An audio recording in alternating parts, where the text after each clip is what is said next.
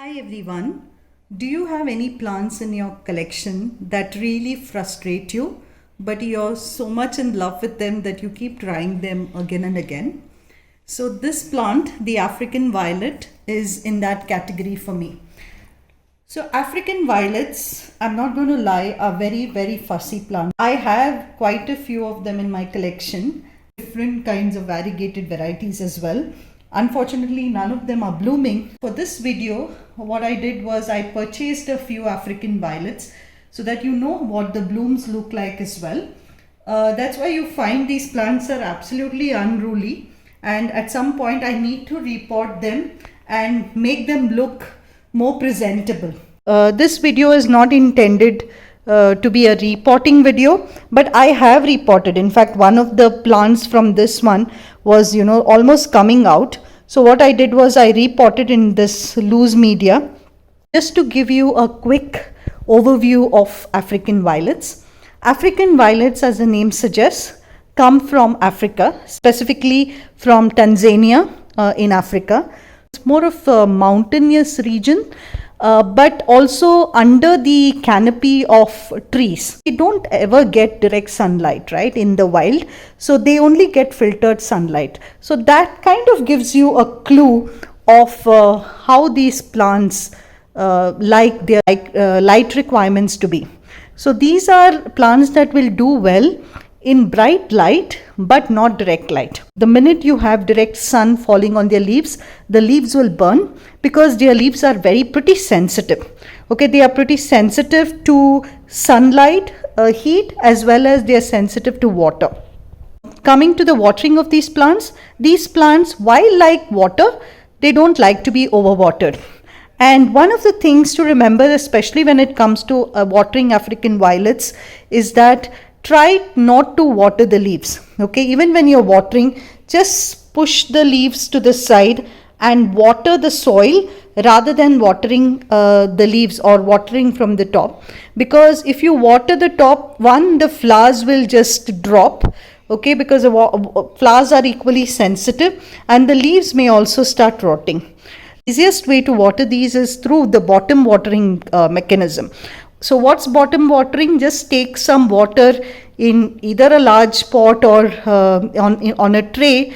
Ideally use filtered water or rain water for African violets. If you're using tap water, let it settle down for a little while so that the chlorine from the water can escape before you water these. These are very sensitive plants. That's why you have to take this extra precaution. Now with soil, just like Hoyas, you can go in either direction with your soil. You can use husk. If you see here the soil, it has coconut husk in it and it has got cocoa peat mix. This one has more of cinder. It has got some gravel in it. I have put some pieces of pumice in there. I've also added some vermicompost because they do like some organic material as well. I have added a little bit of neem cake powder as well. Added little bit of cinnamon powder as a fungicide. When it comes to light, I have told you that they like bright indirect light. They can be grown indoors as long as you can give them the right light conditions. From a soil perspective, loose soil, well draining soil, no clay soil, etc. As soon as you pour the water in, it has to just come out. That's one way. Or bottom water it so that through capillary action the water is absorbed, and keep it in a tray of water for an hour or two and then let them dry. And don't water them till they dry up. That's one of the reasons for doing this, is that African violets are pretty prone to fungus as well, right? Fungus, both for a fungus formation as well as fungus gnat. So to keep both away, keep the soil pretty dry. Grow them around other humid stuff. You can probably use a humidifier as well if that helps. But keep the soil relatively dry between waterings. When you're watering, water deeply. Now, these are plants that can easily get propagated from leaves. So if you see here, what I've done is I've just taken a glass with some water in it. I've used RO water. And all of these leaves that came out when I was repotting this, I have just added tissue just to create that barrier. You can You can avoid this as well if you want, but it kind of keeps the leaf outside, right? And just keeps the leaf stem or stalk inside. And you just poke holes in and just put the leaf in, and you will find that after a few weeks or so, you will find some lovely roots forming on these leaves. You can change the water once in a while. It's easy. So you can just pull the entire thing out like this, change the water and put it all back again. Okay, so that's how you can propagate these from leaves. This is a book that was given to me by my friend Dam, by Tony Clements, right? This is like my Bible when it comes to African violets. This book is amazing. I would recommend this book highly when it comes to African violet care. And now coming to the fertilizing. Obviously, these are plants that you grow for blooms. So you need to give them more of phosphorus-rich fertilizer.